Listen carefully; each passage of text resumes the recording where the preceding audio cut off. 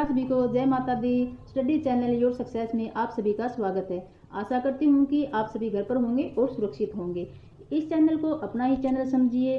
अगर किसी को कोई डाउट है तो निसंकोच पूछ सकते हैं।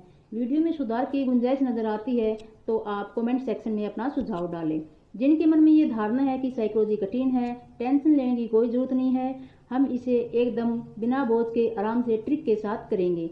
चलो बिना समय गवाए शुरू करते हैं योर सक्सेस चैनल को टॉपिक अधिगम।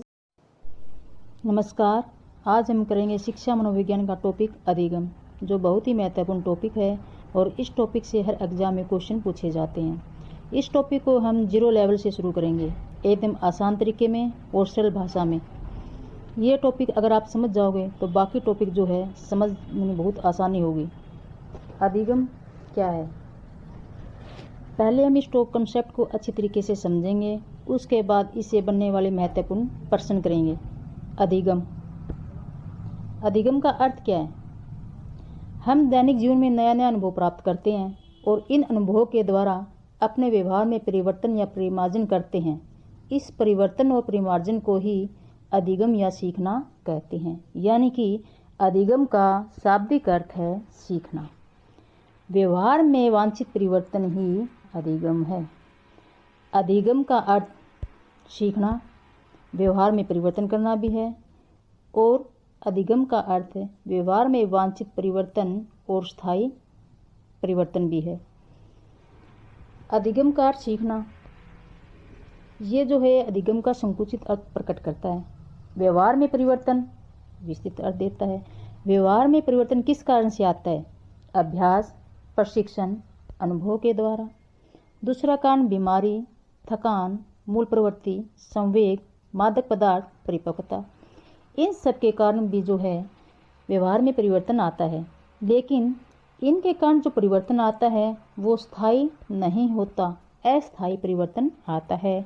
और अभ्यास, प्रशिक्षण के अनुभव के द्वारा जो परिवर्तन आता है वो जो है स्थायी परिवर्तन आता है।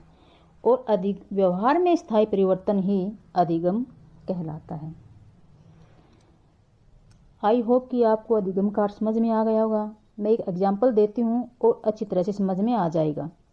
एक अबोध बालक के द्वारा आग को छू लिया जाता है जिससे वह जल जाता है, लेकिन वह इस कार्य की पुनरावृत्ति नहीं करता। क्यों? क्योंकि उसने यह अनुभव प्राप्त कर लिया कि आग में जलन होती है और अपने व्यवहार में परिवर्तन कर लिया। इस प्रकार हम कह सकते हैं कि अनुभव के द्वारा व्यवहार में परिवर्तन करना ही अधिगम या सीखना है। अधिगम का अर्थ अच्छी तरह से समझ में आ गया होगा। अब हम करेंगे इसकी परिभाषाएं। परिभाषाएं टफ होती हैं, याद करने में कठिन होती हैं, और याद हो भी जाती हैं तो एग्ज़ाम तक भूल जाते हैं, कंफ्यूज हो जाते हैं। लेकिन ऐसी कोई बात नहीं है। हम परिभाषाओं को एकदम आसान तरीके से ट्रिक के साथ याद करेंगे ताकि आप एग्ज़ाम तक न भूलें और आपका आंसर सही हो। गिलफोर्ड, पहली परिभाषा है हमारी गिलफोर्ड की। गिलफोर्ड क्या कहता है? व्यवहार के द्वारा व्यवहार में परिवर्तन सीखना है। इस परिभाषा को हम 2 तरीके से याद कर सकते हैं।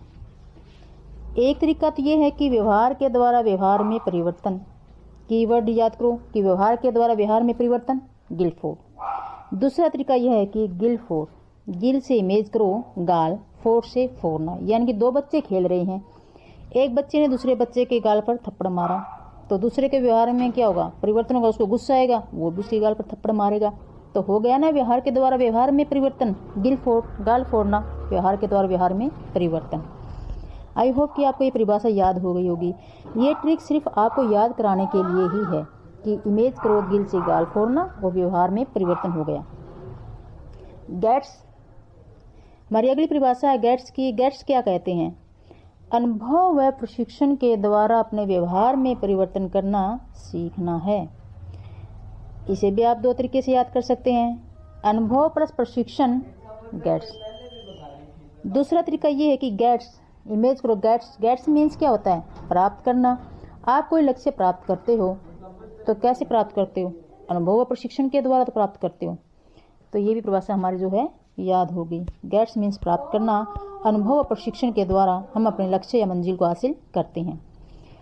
अगली परिभाषा है क्रानबेक की। क्रानबेक क्या कहते हैं? अनुभव के द्वारा व्यवहार में परिवर्तन करना सीखना है। क्रानबेक यानी कि अनुभव के द्वारा हमारे व्यवहार में परिवर्तन होता है। जैसे कि मैंने शुरू में बताया था कि हम दैनिक जीवन में नए नए अनुभव प्राप्त करते हैं और इन अनुभवों के द्वारा अपने व्यवहार में परिवर्तन करते हैं, और यही अनुभव है। ये किसने कहा है? ये क्रानबेक में कहा है। हमारी अगली परिभाषा है मर्फी की। मर्फी क्या कहता है?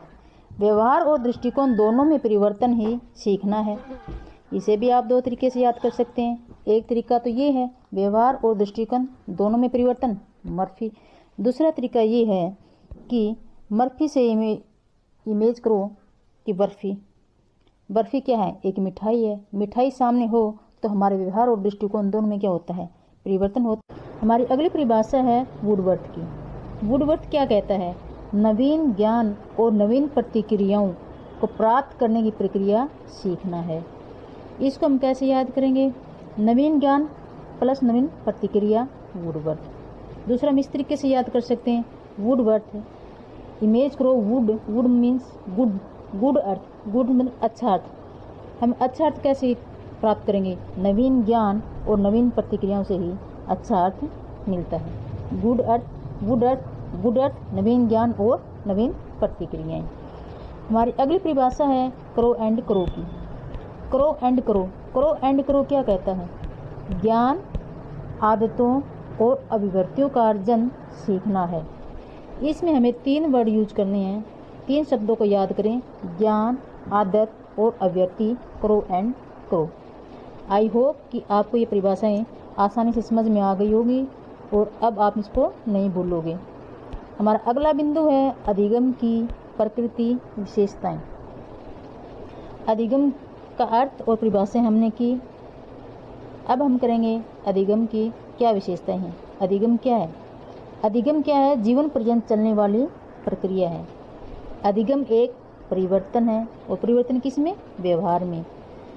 अधिगम एक सार्वभौमिक प्रक्रिया है, मीन्स अधिगम सभी जगह होता है और सभी कर सकते हैं। सीखना सकारात्मक और नकारात्मक दोनों है। सीखना जो है सकारात्मक और नकारात्मक दोनों प्रकार का होता है। सीखना उद्देश्यपूर्ण है। इससे हमें 2 फैक्ट पता चलते हैं कि एक तो अधिगम की प्रकृति क्या है, यानी विशेषता क्या है, सीखना क्या है, उद्देश्यपूर्ण है।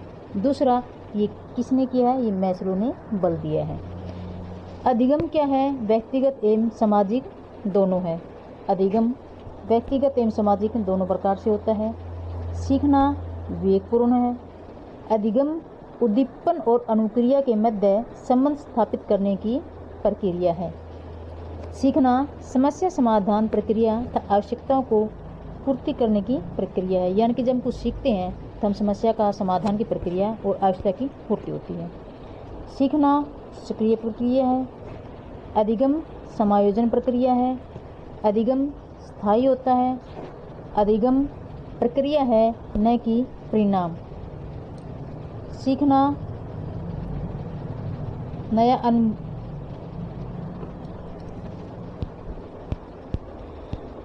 सीखना नया कार्य करना है। अधिगम में समय लगता है। अधिगम एक मानसिक प्रक्रिया है। सीखना अनुभव का संगठन है। सीखना एक खोज करना है। तो हमें अधिगम की प्रकृति और विशेषताएं की कि अधिगम क्या है, और अधिगम जो एक मानसिक प्रक्रिया है जो जीवन पर्यंत चलती है और सार्वभौमिक है, और ये सक्रिय प्रक्रिया है, क्योंकि सीखना जो एक सक्रिय प्रक्रिया है हम सक्रिय रह सकते हैं। इस वीडियो में बस इतना ही। इससे संबंधित क्वेश्चन आंसर हम अगली वीडियो में करेंगे।